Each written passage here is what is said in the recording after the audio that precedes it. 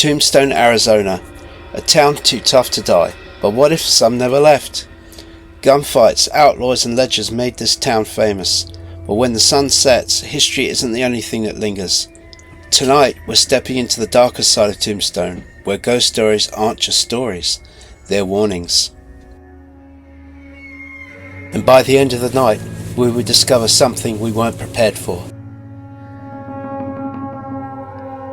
And where better is a place to start then, with the dead.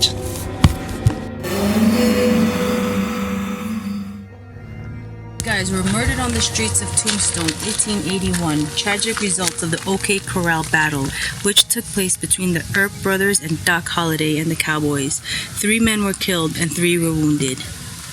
This group here was legally hanged on March 8, 1884. These men were found guilty of killing several people during the robbery of a store in Bisbee. That is known as the Bisbee Massacre. They were all hanged on one scaffold in the courthouse yard. James Hickey, shot by Claiborne in 1881. He was shot in the left temple by Claiborne for his over-insistence that they drink together. Freddie Fuss, 1882. A small boy who died from drinking stagnant or poisoned mine water.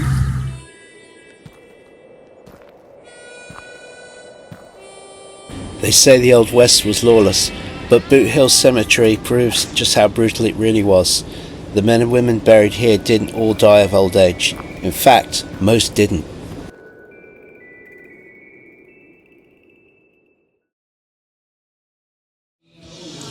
Hey guys, we're here at Big Nose Kate Saloon in Tombstone, Arizona. Who the heck was Big Nose Kate? I'll have to read it for you. We're here to get some food and drinks before we go on our ghost tour at the Birdcage. It said Big Nose Kate is believed to have been the first prostitute in Tombstone, Arizona. However, her biggest claim to fame was the fact that she was also Doc Holliday's girlfriend.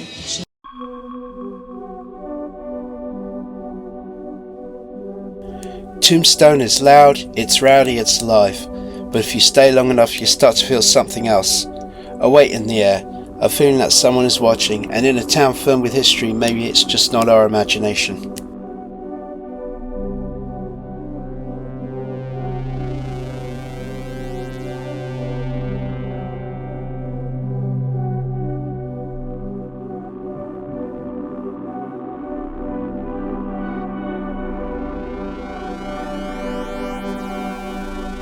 Big Nose Kate's Saloon, originally the Grand Hotel in the late 1800s, was a prominent establishment in Tombstone. The hotel had 50 guest rooms and a large dining area. Its janitor, the Swamper, lived in a basement room where he secretly tunneled into underground mines to extract silver. It's unclear if he spent or hid his silver, but his ghost is rumoured to haunt the saloon, with sightings and photographic evidence suggesting he may still guard his hidden treasure.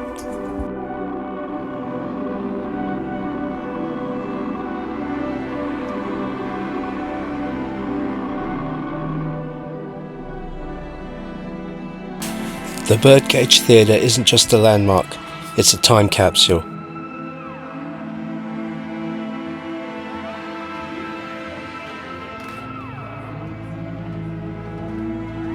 Now this is one of about 140 or so bullet holes in the building. Most of them are in the back room. They are all over the walls. We have one in the ceiling right here. We end up with bullet holes where her belly button is. One above her shoulder, one in the arch, or sorry, the column. At first we thought it was just another ghost tour, but when we played back the audio, we found something we weren't expecting.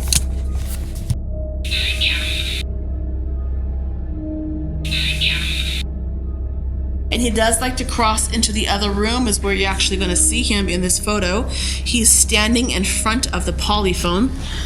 This man in black, we don't actually know his name. He has never spoken to us as far as I know.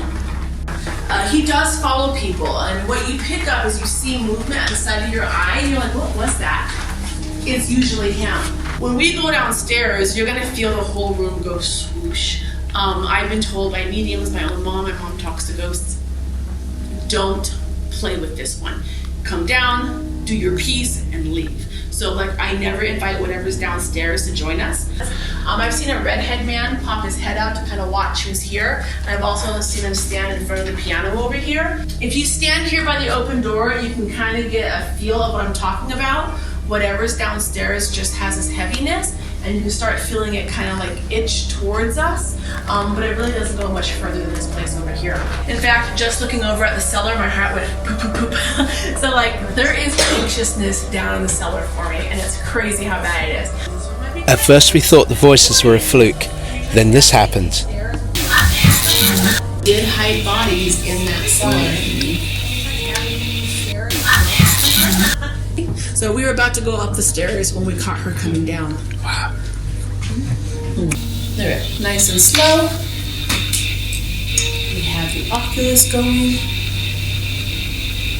Can you say hi to us again? Can you use one of these devices and come say hi? I know. Medicine. So in this room, the medicine is going to be in that back cabinet right over there, and it's all dentist stuff. It sounded like a girl saying, I don't know what she said, but then she tried to say it again, and it cut her out. Sir. What sir in here are you talking to?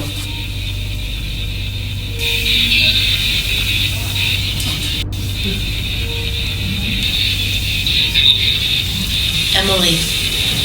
Do I have an Emily in here?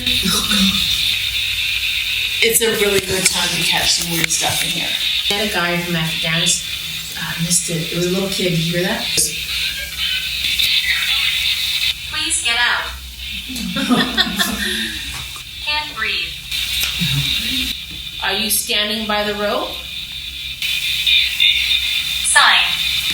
I see most of the movement. We're not at peace. Bodies below.